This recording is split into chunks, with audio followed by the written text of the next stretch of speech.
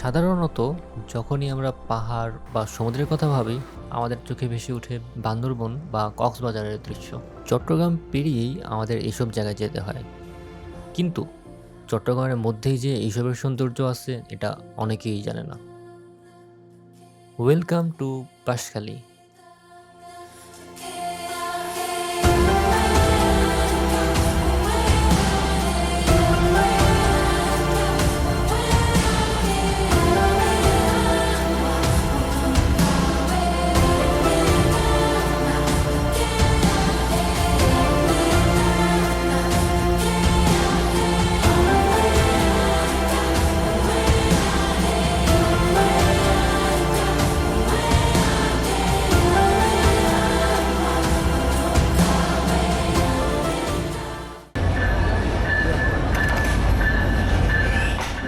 রাত তখন 11টা। আজ এই ট্যুরে বন্ধুমহলের কেউ যাবে না, তাই আমি একাই রওনা দিয়ে দিই চট্টগ্রামের উদ্দেশ্যে। তখন ঠিক 5টা বাজে। ট্রেন আমাকে নামিয়ে দেয় চট্টগ্রামে। চোখে তখন প্রচুর ঘুম আর ক্ষুধাও লাগছে প্রচুর। কিন্তু আশেপাশে কোনো হোটেলও খোলা নেই যে নাস্তা করব। কিন্তু সব কিছুই ভুলে যাই এই সিনারিও দেখে। The port city. সমুদ্রের বুকে নোঙর করে থাকা এই বিশাল সারি সারি জাহাজ, এগুলো মনে করিয়ে দেয় আমাদের এই পোর্ট সিটি কেন পুরো দেশের লাইফলাইন। চিটাগাং থেকে আগে প্রথমে যাব আমরা হচ্ছে বাঁশখালীতে। আমরা বলতে আজকে আমি একাই যাবো এখন বাঁশখালীতে। আগে যাচ্ছে হচ্ছে মিনি কাশ্মীর, ওটাতে যাব। তারপরে মেবি অন্য কোনো স্পটগুলোতে যাবো, চা বাগান আছে, তারপর হচ্ছে সি বিচ আছে, আর কি যেন আছে, দেখা যাক। এখন চিটাগাং নতুন ব্রিজ থেকে দুইভাবে বাঁশখালী যাওয়া যায়। এক হচ্ছে লোকাল বাস, আর না হয় সিএনজি। এখন যেহেতু ভোরবেলা, তাই ভাবলাম সিএনজির সামনের সিটে বসেই বাতাস খেতে খেতেই পথ পাড়ি দিই। ভাগ্যিস ভাই সিএনজি চুজ করছিলাম, না হয় এত সুন্দর রাস্তা এইভাবে হয়তো উপভোগ করতে পারতাম না। তো এখন আসছি হচ্ছে চিম্বল বাজারের এখান থেকে হচ্ছে একটা অটো বা সিএনজিতে করে যেতে হবে ওই ট্রেকিং পয়েন্টের ওইখান থেকে 10-15 মিনিট লাগবে আর কি মেন স্পটে যেতে। তার আগে হচ্ছে খাইতে হবে, ক্ষুধা লাগছে অনেক।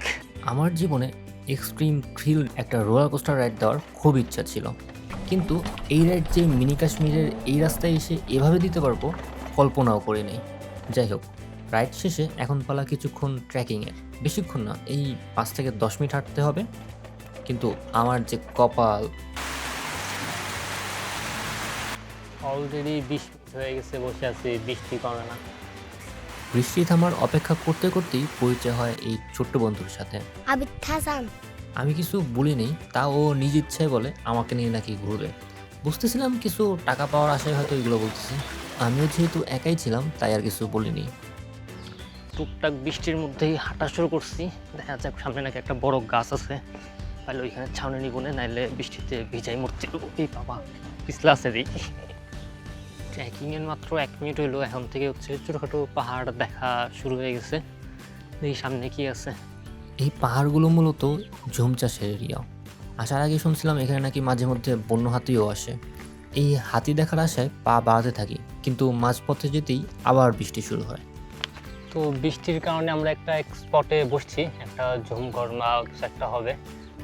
অলমোস্ট 20 থেকে 30 মিনিট হাঁটার পর চলে আসি মিনি কাশ্মীরের এই মেন স্পটে, এই যে যেখানে মরা গাছটা আছে।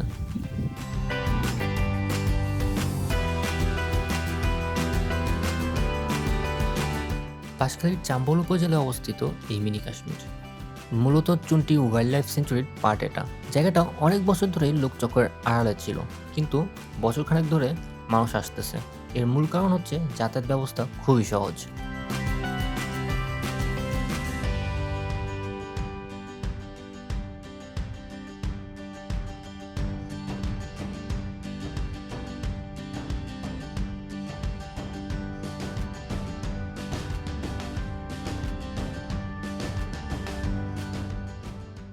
তো এখন মোটামুটি মিনি কাশ্মীর ঘোরা শেষ।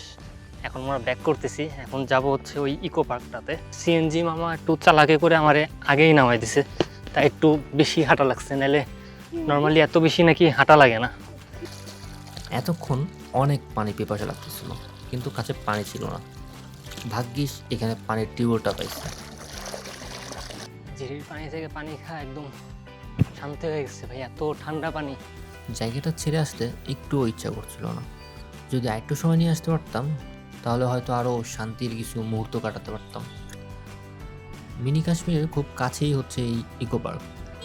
চম্বল থেকে রিজার্ভ সিএনজি নিয়ে আসলে খুব ইজিলি আসা পসিবল, কিন্তু আমি যেহেতু একা আসি আর কোনো ট্যুরিস্টও ছিল না তখন, তাই একটু বেশি সময় লাগে যায় এখানে আসতে আসতে।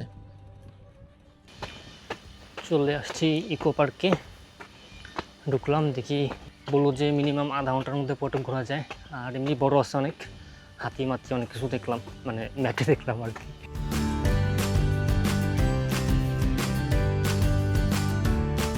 প্রায় 1200 হেক্টর জমি নিয়ে এই ইকো পার্ক, মোটামুটি ভালোই বড়।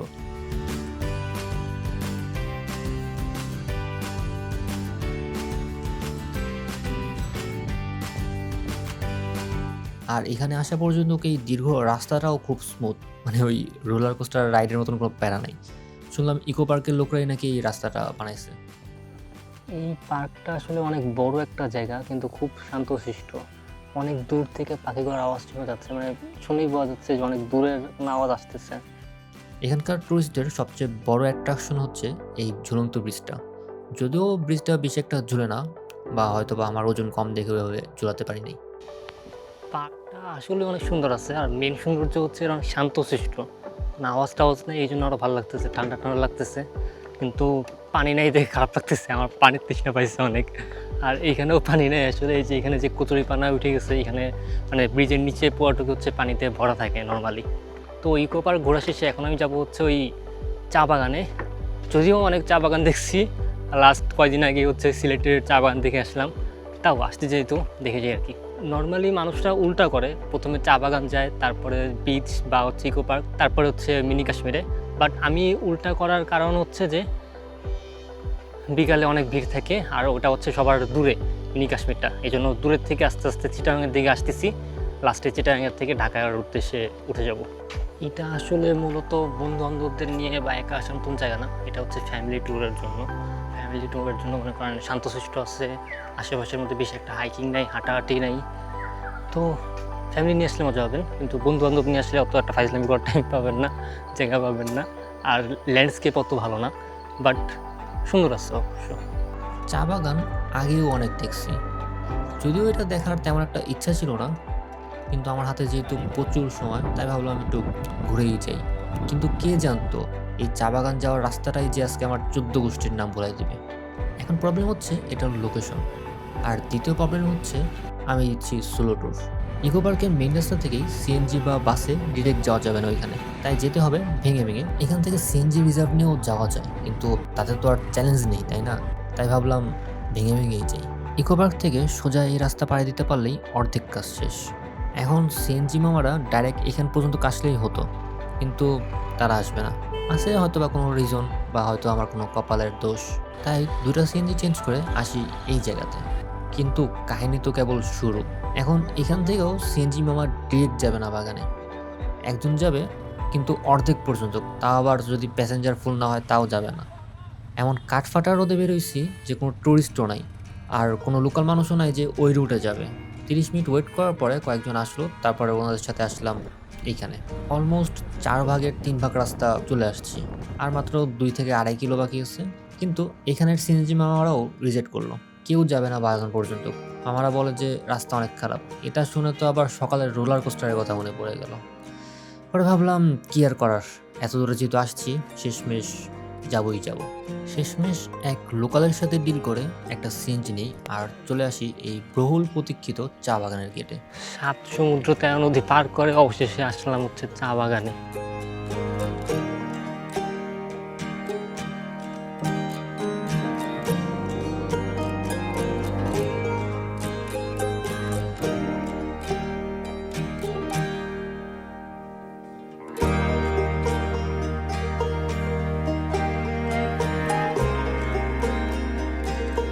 প্রায় 700 একর জমি নিয়ে এই চা বাগান, আর চা উৎপাদনে বাংলাদেশের অন্যতম শীর্ষ অবস্থানে আছে এই বেলগাঁও চা বাগান, যা মূলত বিদেশেও রপ্তানি হয়। মানের দিক দিয়েও দেশের টপ 5-এর মধ্যেই পড়ে এই চা বাগান। মোরলেস সারা বছরই এখানে অনেক টুরিস্ট আসে, কিন্তু শীতের সময় বেশি টুরিস্ট আসে। এই চা বাগানটি পিকনিক স্পট হিসেবেও ব্যবহার করে থাকে অনেকে। এখন বাজে হচ্ছে 2:30, তো একটু পরে বের হয়ে যাব হচ্ছে সমুদ্র সৈকতে। এখন বাঁশখালীটাও যেতে পারি, না হয় হচ্ছে আরেকটা আছে পতেঙ্গার আশেপাশে। তো দেখি এখান থেকে যে কোনটা কাছে হয়, কোনটা ট্রান্সপোর্ট ভালো থাকে, কারণ এই চা বাগানে আসতে আসতে অলমোস্ট লেগে গেছে 1.5 থেকে 2 ঘন্টা। তার উপর আবার সিএনজি 4টা মেবি চেঞ্জ করছি, প্রচুর হ্যাসেল হয়েছে। না আসলেও হইতো, আসলে নট রিকমেন্ডেড। চা পাতা এখন কেউ কুড়াচ্ছে না, দুপুর টাইমে আসছে তো মেবি লাঞ্চ ব্রেকে আছে। কিন্তু এখানে দেখলাম হচ্ছে এখানে যারা কাজ করে ওদের জন্য থাকার অনেক ভালো ব্যবস্থা আছে, অনেকগুলো শেল্টার বা হচ্ছে ঘর বাড়ি আছে দেখলাম। অফ সিজনে এখানে আসলে আরেক ঝামেলা, একে তো আসার সময় প্রচুর কাহিনী, এখন যাওয়ার সময় সিএনজি পাচ্ছি না, তাই হাঁটা শুরু করছি। ম্যাপে দেখাচ্ছে আধা ঘন্টা হাঁটলে 2 কিলোমিটার যেতে পারবো, 2 কিলোমিটার থেকে আরও অনেক দূর। অনেকক্ষণ পর একটা সিএনজি পাই, আর মামা বলল পার্কে সি বিচে যাওয়ার কথা।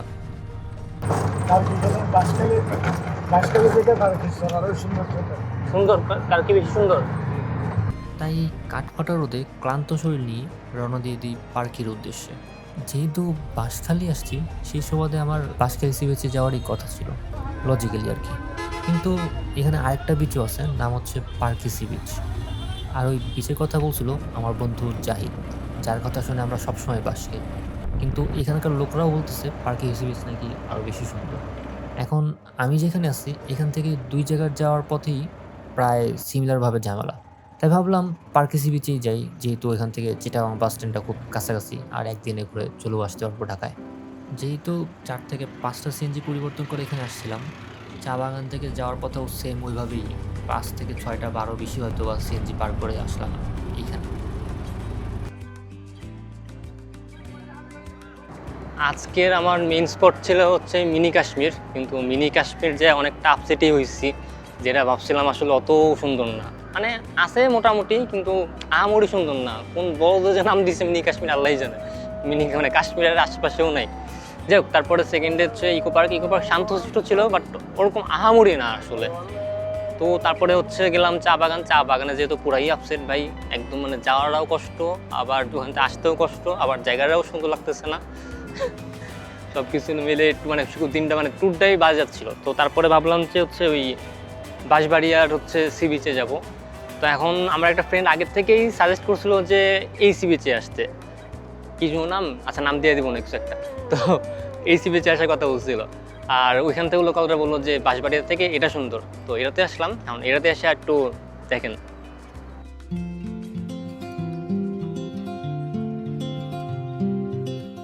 চিটাগাংয়ের নাভাল একাডেমির খুব কাছেই হচ্ছে এই পার্কি, লোকালরা বলে পার্কের চর।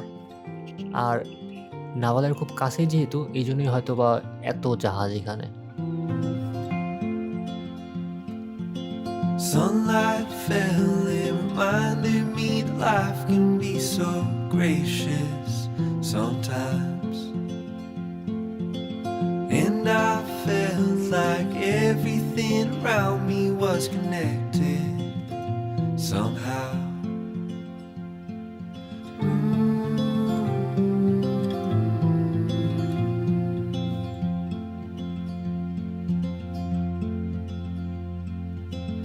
At night I hear the rhythm of the ocean as it breaks on the shore. And I think about all the things that I am grateful for.